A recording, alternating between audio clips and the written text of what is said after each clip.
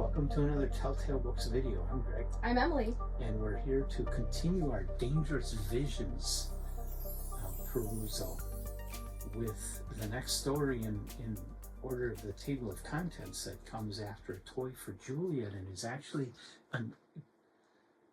it is a situation where Robert Bloch and Harlan Ellison wanted to do this, where Robert Bloch would write a story and then Harlan Ellison would write something that kind of continues it, takes off from it. The sequel. So we did A Toy for Juliette, where she did an awesome photograph for our title card. So I love Sometimes I play dress up. You don't want to mess with her. She owns that knife. I have it's a Cutco knife. They're expensive and very sharp. And so Toy for Juliette, you had a situation where there's this young woman, and she has a grandfather who has a time machine, and he goes back and brings people back from the past to their time, which is far future of our time today. And she plays with them with her knife. It's very sexual and snuff filmy. Yeah. Murdery. But Grandpa makes the mistake of bringing back Jack the Ripper. And so Jack the Ripper strikes first and kills Juliette. Yes. Sorry if you haven't read the story, spoiled the hell out of it. Oh well, we need to do that to move on to the next part. Yeah, you gotta know the story. The Prowler in the City at the Edge of the World by Harlan Ellison, which is more of a novella. Mm-hmm. It's a longer piece, where Toy for Juliette was an extremely short story. Very short. And Harlan Ellison took kind of where the Bloch story left off, and he ran with it. Yeah. So, synopsis. Synopsis is, now Jack the Ripper is in the year 3000 in the very last civilization on Earth. Mm-hmm. The population has considerably decreased because of multiple natural and man-made disasters. And so he's stuck in the city walking around with Grandpa, who's Juliette's grandpa, kind of casually discussing, yeah, she was probably going to try and kill me, and blah, blah, blah. Thanks for taking care of that.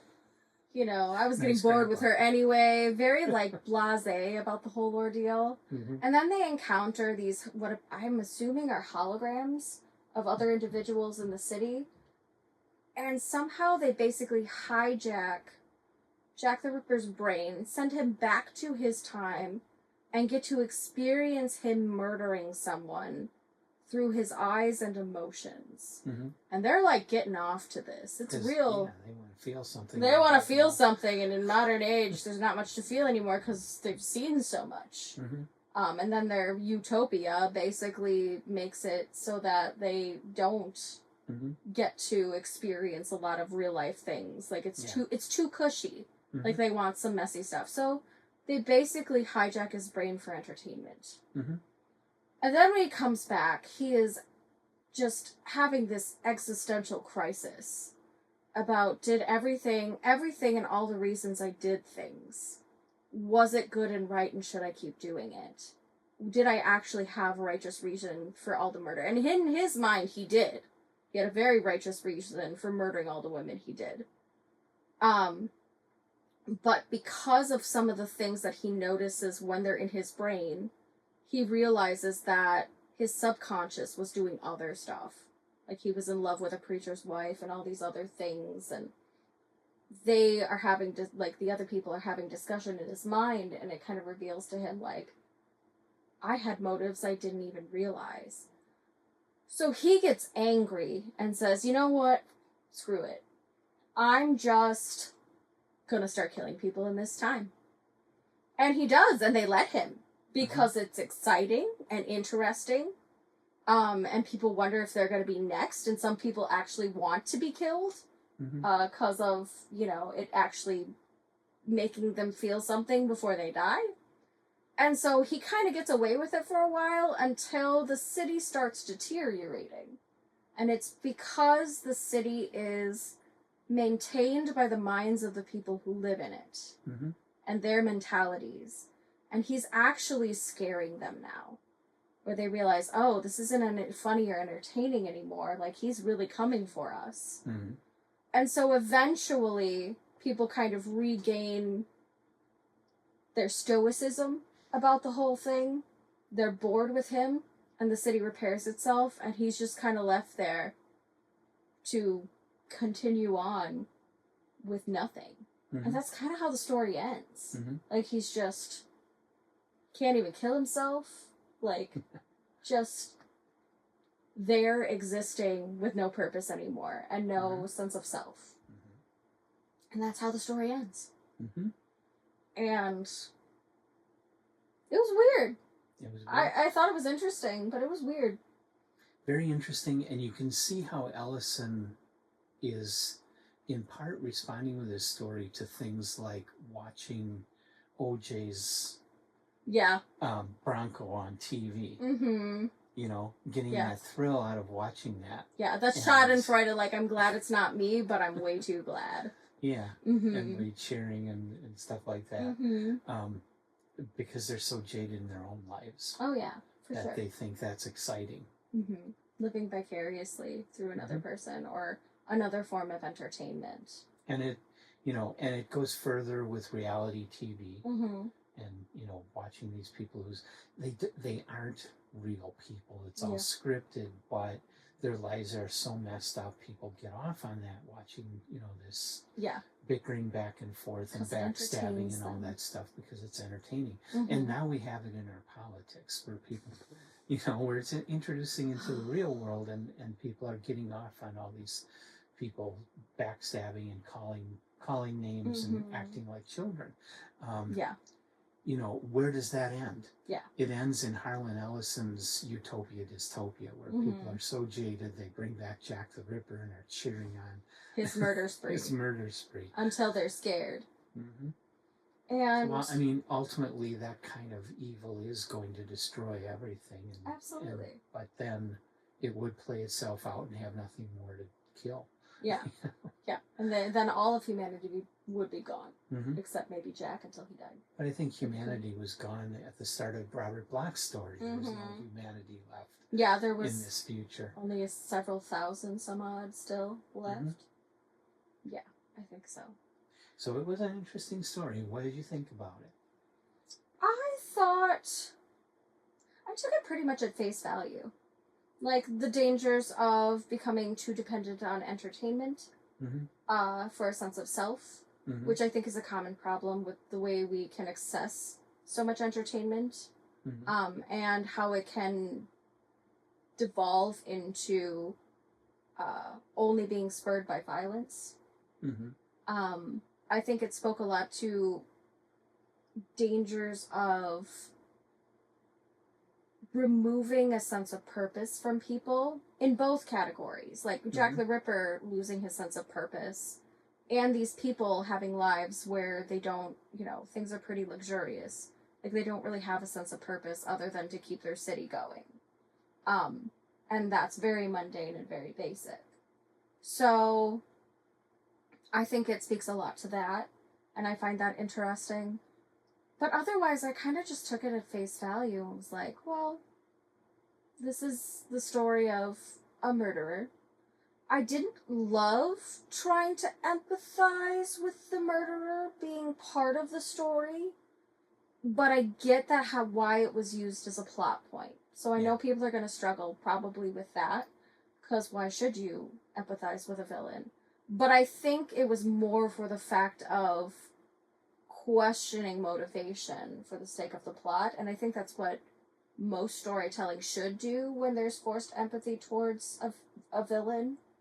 Their actions are not justified by society's standards, but they are understandable when you have the context of their story. Mm-hmm. And I think that was really well done in this. Yeah. But I wouldn't call it a top tale. No. Personally, I don't feel like I'd ever want to read it again, personally. It just didn't grab me enough Okay. as a story. And really, as a dangerous vision, among Harlan Ellison's works, this is one of his tame. more tame Yeah. pieces. He did, A Boy and His Dog is a much more dangerous story than this. Mm-hmm. Yeah, so I think I kind of came into it. I didn't know what to expect when I came into it, but I was kind of left with, all right, that happened. And I didn't really have a lot more deep feelings about it. Yeah, but it's a more of an intellectual story. Mhm. about the idea, about the thinking going Yes. that Harlan Ellison is putting into it, about the perception of where society might go Yeah. in the future. Yeah, and I could see that. It's a if this goes on type of story. Yeah, yeah. It is. It's very much a, yeah, if this goes on kind of story. It's a good way of putting it. Yeah. So it was a very face value story, though, too, in that what happened, and it had its foils, and it had its tropes, and then it was done. And it did kind of leave you feeling at the end with kind of this lack of resolution or lack of closure, which I think was appropriate for the story. Yeah. So writing-wise, it was fantastic. And there was nothing that was done that was frivolous in this type of writing. But yeah, it just wasn't... It just didn't grab me. Didn't blow you away. Yeah, it didn't really blow me away. So, entertaining, but not anything. Yeah. I would call it among his better stories, just not one of his best stories. Yeah. But definitely for the person that loves Harlan Ellison's work, it's a must read. Okay. Yeah, I'm kind of one of those people who's like, I'd be hesitant to actually recommend this to people personally. But there is, of course, an audience for it. I'm just not it. No. So, it is what it is. And it was interesting to read, but it wasn't the best thing I've ever read. Yeah, if somebody came to me and said, where should I start with Harlan Ellison, I would point them to A Boy and His Dog or Repent Harlequin Said the Tic-Tac Man, not this story. Yep. You know, this is for later after you've read some Ellison and you decide you really like his style and such, then read this and you'll enjoy it. And it's kind of complicated to recommend it too because it is a tandem story. Yeah. You need the context of the first to have the second one. And if they just want to read Harlan Ellison, then of course I wouldn't recommend it either. Yeah. I'd be like, it exists, it's a tandem story in collaboration with another author. Feel free to try it, but it's not... I just don't feel like it's that great. Okay. To be honest. Okay. So, just not for me. But that's okay. Not everything has to be. And I can't remember what number that is in Harlan Ellison's bibliography, but the next in Dangerous Visions that we'll turn to is a story by Brian W. Aldiss, British author, The Night That All Time Broke Out. It's just a short one. It's less than 20 pages. Okay. So very a lot can be done. A lot can happen in 20 pages. So yeah, but we're gonna hold off on that till after the Decameron. Yeah. Because we're going to be reading Giovanni Boccaccio's Decameron, and that is a thick It's a book. thick book.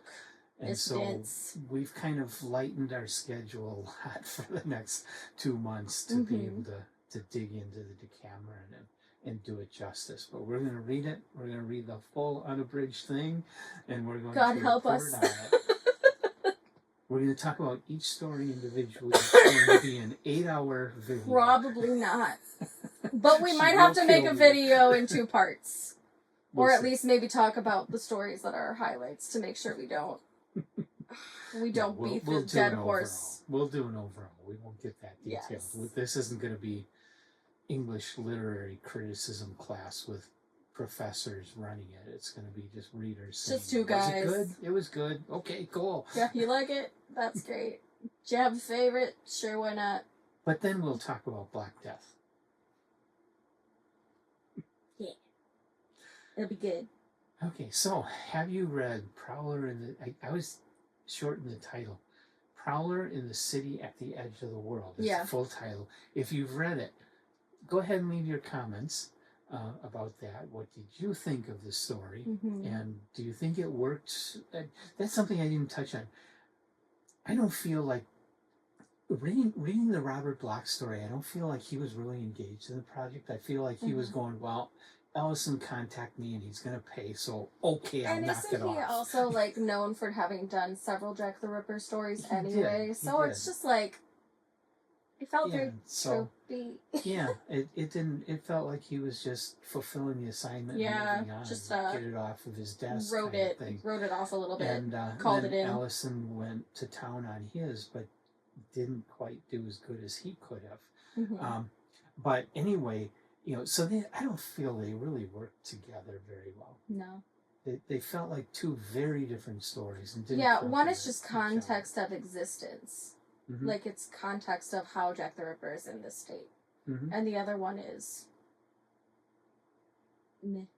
It's just kind of meh. It really is to me. Okay, I liked it better than that, but Yeah. still. I'm glad you did. I'm glad you enjoyed it more.